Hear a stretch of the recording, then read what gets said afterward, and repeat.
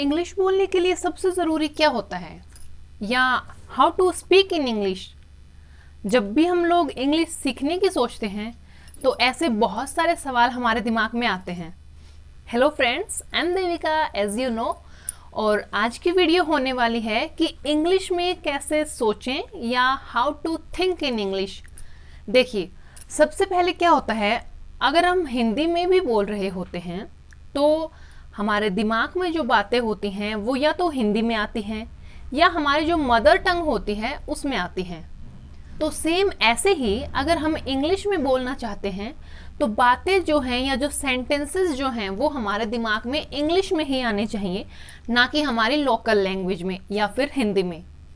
जब हम लोग हिंदी बोलते हैं या अपनी मदर लैंग्वेज बोलते हैं, मदर टंग बोलते हैं, तो सेंटेंसेस सेम उसी लैंग्वेज में हमारे दिमाग में आते हैं और हमें उन्हें ट्रांसलेट करने की ज़रूरत नहीं पड़ती है, और इसीलिए दिमाग में फटाफट वर्ड्स आते रहते हैं और हम फटाफट उन्हें बोलते रहते हैं। लेकिन जब नंबर इंग्लिश का आता है तो हम लोग क्या होते हैं, पजल हो जाते हैं। हम लोग सबसे पहले क्या करते हैं, वर्ड्स जो हमें बोलने होते हैं या सेंटेंसेस, फ्रेजेस जो भी हमें बोलना होता है वो हमारे दिमाग में पहले हिंदी में आते हैं या हमारी लोकल लैंग्वेज में आते हैं, और उसके बाद में हम उसे ट्रांसलेट करते हैं। आफ्टर दैट हम लोग उसे बोलते हैं। तो इस प्रोसेस में क्या होता है, एक तो ये बहुत ज़्यादा टाइम ले लेता है।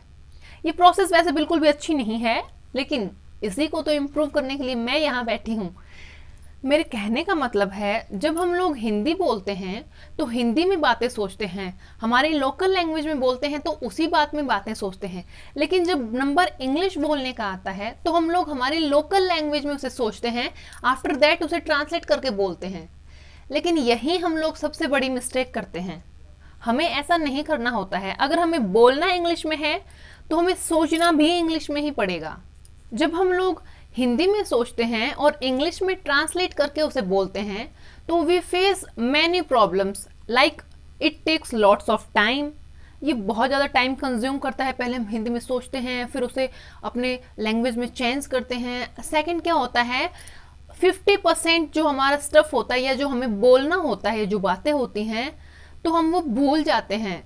50% बातें हमारे दिमाग से उड़न छू हो जाती हैं। और जो थर्ड प्रॉब्लम है वो है, जब हम लोग बोल रहे होते हैं तो सेंटेंसेस हम हिंदी में सोच रहे होते हैं, लेकिन उन सेंटेंसेस को इंग्लिश में ट्रांसलेट करते टाइम कुछ वर्ड्स होते हैं उन्हें हम इंग्लिश में ना तो ट्रांसलेट कर पाते हैं, और कुछ वर्ड्स होते हैं उनका हमें हिंदी में तो पता होता है मीनिंग, लेकिन इंग्लिश में उस वर्ड को या उस चीज़ को क्या बोलते हैं वो नहीं पता होता। तो यहीं हम लोग स्ट्रक हो जाते हैं और हमारी इंग्लिश यहीं पे फ्लॉप हो जाती है, या जो इंग्लिश बोलने का जो हमारा प्रोसीजर है वो यहीं पे रुक जाता है। तो उसके लिए मैं आपको बताती हूँ यहाँ पर कुछ tips. I make sure that आप अगर इन टिप्स को फॉलो करते हैं, और मैं पक्का कह सकती हूँ अगर एक महीने भी आप अगर इन सभी टिप्स को फॉलो करते हैं जो मैं आगे वीडियो में बताऊंगी, तो डेफिनेटली एक महीने में आप खुद अपने अंदर इम्प्रूवमेंट देखेंगे। You need to train your brain to speak in English या थिंक इन इंग्लिश। इंग्लिश में सोचने के लिए आपको अपने दिमाग को ट्रेन करना पड़ेगा। टिप नंबर फर्स्ट है, make sentences in your brain. अपने दिमाग में सेंटेंसेस बनाना शुरू कीजिए इंग्लिश में। जैसे कहीं भी आप जा रहे हैं या कोई भी आपके आसपास का माहौल है, आपको उसी के ऊपर, उसी एनवायरनमेंट पर, उसी चीज़ को देख के आपको सेंटेंसेस बनाने हैं। सारा दिन आपको यही काम अपने दिमाग से करते रहना है। सपोज आप कहीं जा रहे हैं, बस में या ट्रेन में बैठे हैं, तो आप वहाँ बैठे बैठे भी ये काम कर सकते हैं। जैसे आप सोच सकते हैं किसी ने बहुत अच्छी टी शर्ट पहन रखी है तो आप कह सकते हैं he is wearing a nice T shirt. और कोई लड़की अगर बुक पढ़ रही है तो आप कह सकते हैं she is reading a book. और शायद उसके एग्ज़ाम होंगे, possibly she has an exam. और जैसे आप सोच सकते हैं कि आज जैसे ऐसा हो कि बस में बहुत भीड़ ना हो या बहुत ज़्यादा भीड़ हो, तो आप कह सकते हैं the bus is extremely crowded today, मतलब आज बस में बहुत ज़्यादा भीड़ है। इस तरीके से आप उन सेंटेंसेस को अपने दिमाग में बना सकते हैं और अपने दिमाग को ट्रेन कर सकते हैं इंग्लिश में सोचने के लिए। देखिए, ऐसा कभी नहीं होगा कि आप एक बार सोच रहे हैं और वो चीज़ें सीधा ही आपके दिमाग में इंग्लिश में आ रही हैं। पहले वो चीज़ें धीरे धीरे हिंदी में ही या आपकी लोकल लैंग्वेज में ही दिमाग में आएंगी, फिर आप उन चीज़ों को ट्रांसलेट करेंगे। लेकिन अगर आप ये हैबिट कंटिन्यू करते हैं तो धीरे धीरे आपकी आदत बन जाएगी उन चीज़ों को सोचने की, उन चीज़ों को बोलने की। आपका दिमाग ऑटोमेटिक उसको लोकल लैंग्वेज की बजाय सीधा इंग्लिश में बोलना या सोचना स्टार्ट कर देगा, अगर आप रेगुलर ये काम करते हैं तो। टिप नंबर 2 है मेक सेंटेंसेस ऑन सिचुएशंस। कुछ सिचुएशंस उठाइए, जैसे आपके ऑफिस में कल कोई मीटिंग है या कल किसी फ्रेंड का बर्थडे है, इस टाइप से कोई सिचुएशंस उठाइए, या जैसे आपको मार्केट जाना है, इस तरीके के सिचुएशंस को उठाइए और उन पर सेंटेंसेस बनाइए। चाहे तो आप लिख भी सकते हैं, लेकिन अगर आप अपने दिमाग में बनाते रहेंगे तो वो ज़्यादा समय भी नहीं लेगा आपका, और आपका दिमाग ट्रेन होता रहेगा धीरे धीरे।